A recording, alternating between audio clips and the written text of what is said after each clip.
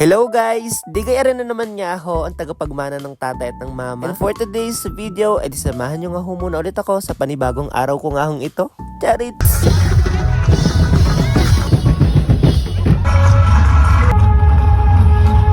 Pero bago nga ho yan, ay di aret, mumukat-mukat pa nga ho ang tagapagmana ng tatay at ng mama. Di ka nga man din ho nung nakaraang araw, mga bandang alas 4 hanggang alas 5 ay nagigising na nga ho ako. Pero ngayon nga ho ay mga alas 7 na ako nagising dahil nga ho ako'y napuyat pag-i-edit ng video. Isipin nyo nga ho, alauna na naman ng hating gabi ako nakatapos, kaya naman nga ho ito expected ko na natatanghaliin nga ho ako. At dahil nga ho alas 7 na are, alas 8 nga ho ay kailangan ay nasa school na ako, ay ang ginawa ko nga ho ay kumuha na ako ng tuwalya para nga ho makaligo na sana. At habang ako naman nga ho'y papunta sa CR, natanawan ko nga ho din ang mama na nagluluto na. Napakabango nga ho ng niluluto niya, kaya nga ho sabi ko, titingnan ko nga ho kung ano-ano nga ho mga aming ititinda. At makita ko naman nga ho na may lutong homemade na pati si mama at ipapalaman nga ho ito sa mga burgers. Kaya naman nga ho ang ginawa ko, kumuha agad ako ng tinapay at gagawin ko nga ho agahan ito. Masama nga rin ho pala ang panahon at walang tigil ang ulan, kaya naman nga ho napakasarap magmuni-muni habang kinakain nga ho ang burger na ari. At pagkatapos ko nga ho maubos ang burger, hindi pa nga ho nakontento ang tiyan ng tagapagmana at tumikim pa nga ho nitong chicken fillet. Ay di ayun nga ho, at nung ako'y mabusog, sabi ko ako nga ho'y liligo na. Late na nga ho ako pero wala namang problema at wala naman nga ho kong klase. May validation nga lang ho ng ID, kaya naman nga ho kapag na-late ka, ay di maaabutan mo nga ho yung mahabang pila. At tingnan nyo naman nga ho, at napaka-cute na rin nga ho salamin namin din nga ho sa aming CR.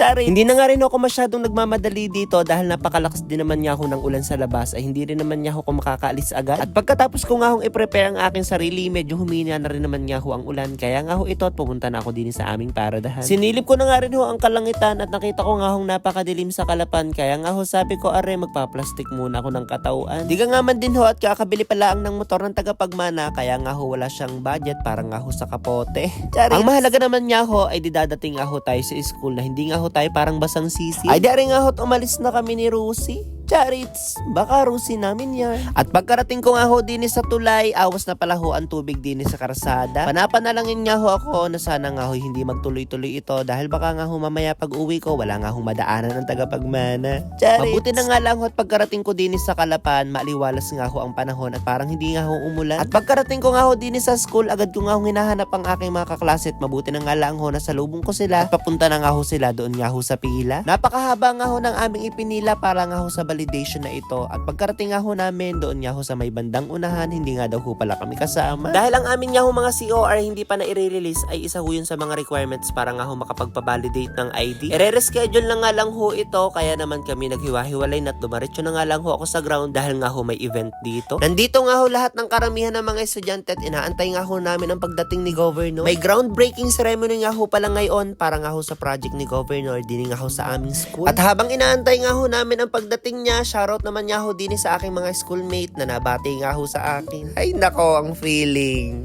Charits. Sobra pa nga ho ako nag-i-enjoy panonood dito at sabi ko nga ho kay Kenle, gana rin nga ho ang mga sayawan namin nung kami nga ho elementary. Dumating na nga ho din si Governor at iba pa nga ho mga bisita, kaya naman nga ho ang program ay di nagsimula na. May mga nagsasayaw at may mga kumakanta, parang mini concert nga ho talaga. Ari nga ho at sobrang hanga ako dito at ipaparinig ko nga ho sa inyo.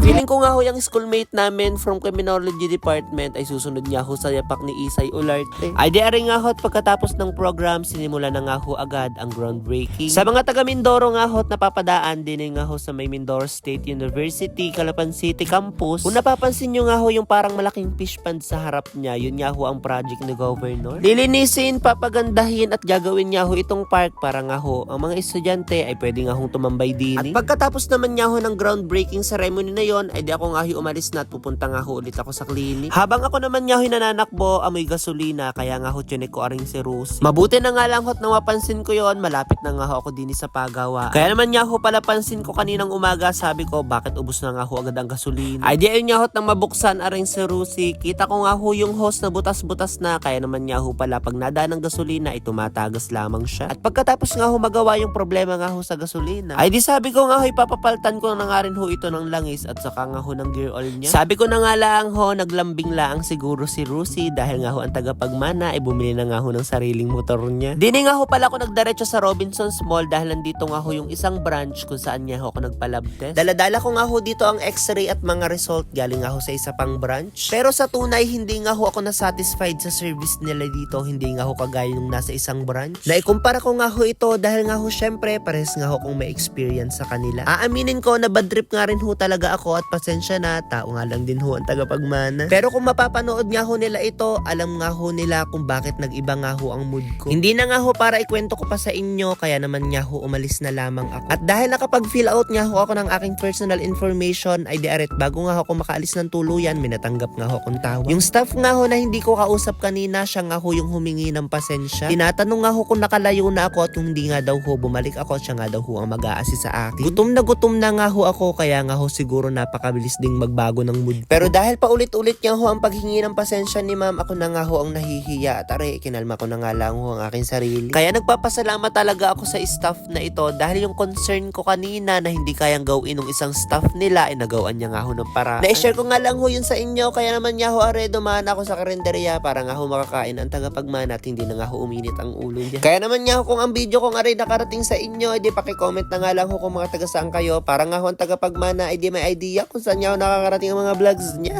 At dahil marami pa nga rin na nagpapa-shoutout sa inyo, ay di shoutout nga po kay Ma'am Jovelyn Cruz from May Kawayan, Bulacan. Shoutout din po kay Sir David Briosos watching from Baguio. Shoutout din po kay Ma'am Mary Joyce Fadel watching from Zambales. Shoutout din po kay Sir Rolly Santos watching naman po from Pasig. At syempre shoutout din po kay Ma'am Arceline Tender watching from California, USA. Maraming salamat po sa panonood nyo. At kung hindi ko pa nga rin ho kayo na siya shoutout, ay di mag-comment nga lang ho kayo. Maraming salamat na nga lang po muna ulit sa pagsama sa mga ganap nga ho ng tagapagmana. Ay di rin nga ho okay kakain muna.